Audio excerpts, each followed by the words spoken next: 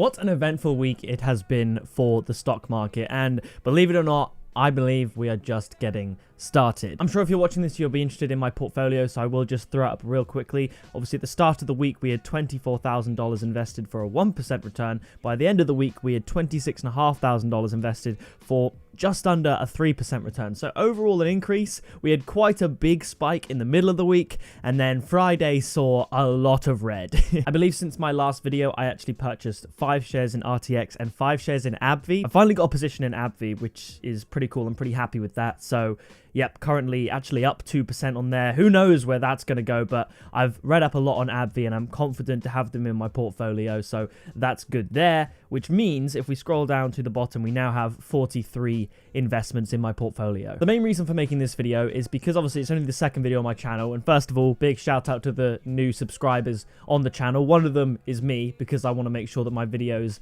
are going out properly, but there are 2 new subscribers. I don't know who you are, but thank you of course for subscribing. It does mean a lot to me, and if you are watching this, then please just drop a like down below and feel free to leave a comment. But in this video, I wanted to talk to you a little bit about some current events, particularly to do with Warren Buffett and what he said and what actions he's taken with some of his airline stock in particular, how that's going to affect my mindset, if at all, and I'm going to use this situation to better explain my investment strategy going forward, because I briefly touched on it in the first episode where I did a brief showcase of my entire portfolio. I think over the future it'll be interesting to do portfolio updates.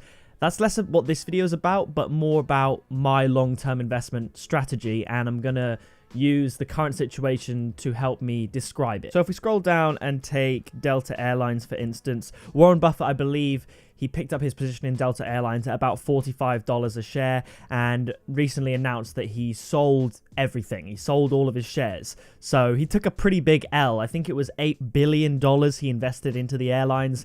So he's probably suffering a $3 to $4 billion loss in the airline stocks. And that's on the basis that because of what's happening with the situation in the world and everything like that, he no longer, I guess, believes in the company, in the sense that he maybe doesn't think they're going to do that well because of how much business has changed, the landscape has changed. Maybe he believes that people aren't going to be traveling. There are people speculating that he's only done this to lower the stock price further to then buy back in, which it's a possibility. You never know. The market has of course been closed since he made all these announcements, so perhaps when the market opens on Monday, we will see a decrease in the price of these airlines. I don't think we'll see a massive decrease. I don't know, really. Then again, who does? I feel like I've bought into the airlines at quite a good price, currently less than $23 in Delta. If we go to American Airlines, a price of under $10 for American Airlines, which is pretty low. And I have no doubt that some people will panic sell their airline shares as soon as the market opens. They'll think, let's just get out of this. If Warren Buffett doesn't have faith in the airlines, why should I? But I'm not going to be doing that. I'm not going to be selling my airline stocks. For one, I personally believe in travel. I think a lot of people, rightfully so, are very concerned with the situation going around right now. And I've heard a lot of people saying, I don't think people will travel after this is over. I don't think people will be going on cruises. I don't think people will be going on flights. I completely disagree.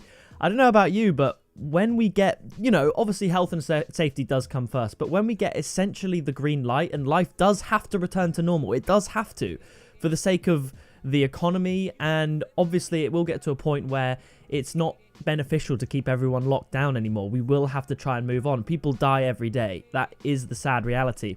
And I don't know about you, but when I get the chance, given how stressful this year's been, I would love to go on holiday. I really would. And I think a lot of people think the same. I think people are booking holidays for next year, for next summer. I think people are booking cruises for next summer. I do think people will travel again. The world is so connected. It's been so connected.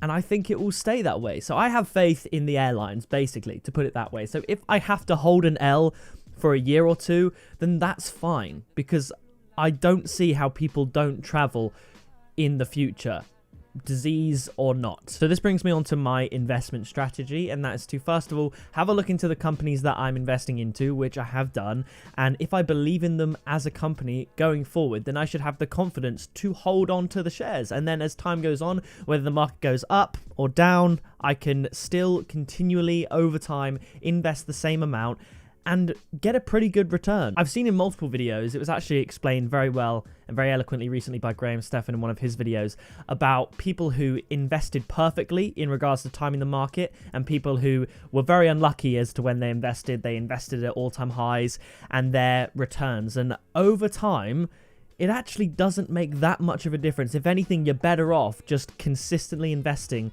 at a consistent rate. And if you are in the green in a company and you've assessed their company, you don't see their value going up anymore based on the service that they offer and stuff like that, then by all means sell for a profit if that's what you want to do. And that is when you should be selling. You should be selling when markets are on the way up. If you think, I'll take some profits here.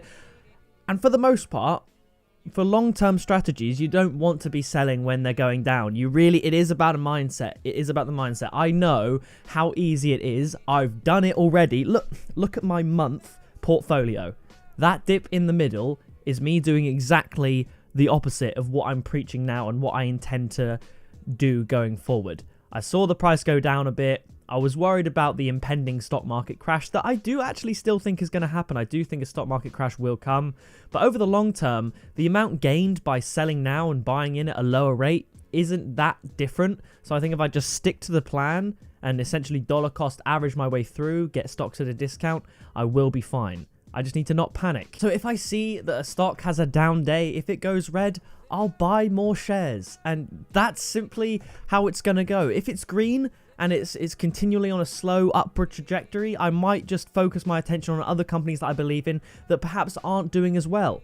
Maybe I'll equally spread my weekly or monthly investments across my entire portfolio. Who knows? That's something that I'll have to work out. But my point is, basically, we have the news that Warren Buffett took a massive loss in his position with AIRLINE stock, okay? And I'm sure a lot of people will sell because they almost see him as this prodigal figure, this guy who can foresee everything, even though he would say he can't predict the stock market, everything like that. People really respect his opinion, and rightfully so. Very successful man. So they will follow what he's done, sell their stocks, get out. And then no doubt in a few months or maybe a couple years when the stock starts going back up again, people will then buy in at a higher price because they're scared of missing out on the gains when, what in my opinion will happen, the traveling sector recovers. They won't want to miss out. That's what FOMO is. You see the stock going up, you're like, right, I gotta buy in. But that's not when you want to buy in. You want to buy in now when it's going down.